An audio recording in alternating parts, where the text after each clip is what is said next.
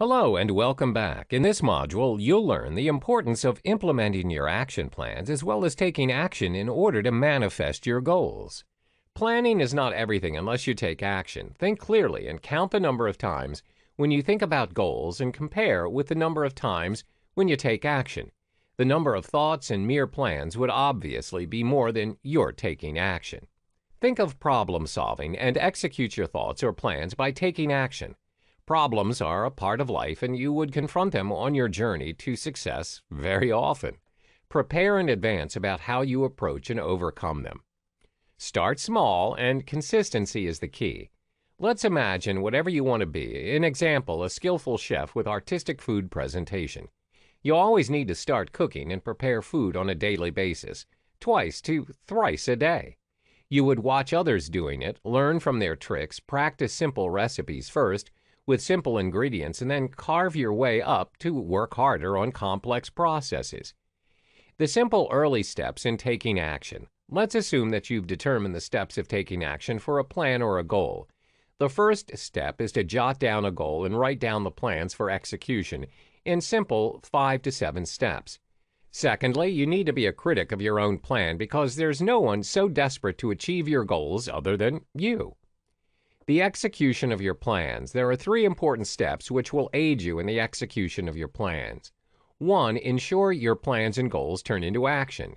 2. Plan the sequence of your actions. 3. Start one habit at a time. 4. Write down your plans. First, make sure your plans and goals turn into action effectively, for efficient progression needs to be done gradually and in a consistent manner. Look cautiously at the lists and things you have in your action plan along with management plan as a backup. A few commonly matched examples are low financial resources, less time and energy or attention, and interest. All these are highly demanding, but you have to brainstorm solutions as a management plan. For instance, plan your savings and start to save money from now. Ask a friend's help, listen to a motivational speaker, and so forth. Secondly, ensure and carefully plan the sequence. Identify which plan would be implemented step by step and with grace. The orderly structure and points from which action needs to be taken by you is of the utmost importance. Sequence matters when you're planning to execute a long-term goal or plan. Long-term plans always have some systematic steps and orderly management, so you have a more realistic approach in achieving your goals. Prioritize and pick one goal that demands urgency and which you're able to execute immediately. In this stage, immediate goals are the focal point. Bring all steps of the goal together and analyze them as an overall task. Note the possible potential challenges the specific goal might have and list management options for the probable challenges. Things to do also include whole management plans to prevent you from challenges leading to barriers. You must decide a deadline for each step and keep moving towards success using a wide variety of methods. A blend of different activities never lets you down. The third element in the execution of your plan is to start one habit at a time. Sometimes great plans demand equal amount of flexibility and rigidity to control the actions and managing of your own behavior. The fourth step is to write down your plans. An American psychologist claimed something effective about writing down your plans to attain a clear idea on where you're headed. Writing is therapeutic. It is a fact since centuries from the start of psychology. But Dr. Gail Matthews, as a professor at the Dominican University in California, discovered that mentioning goals and dreams on a daily basis in a regular pattern is associated with achievement of desires as compared to those who don't do it.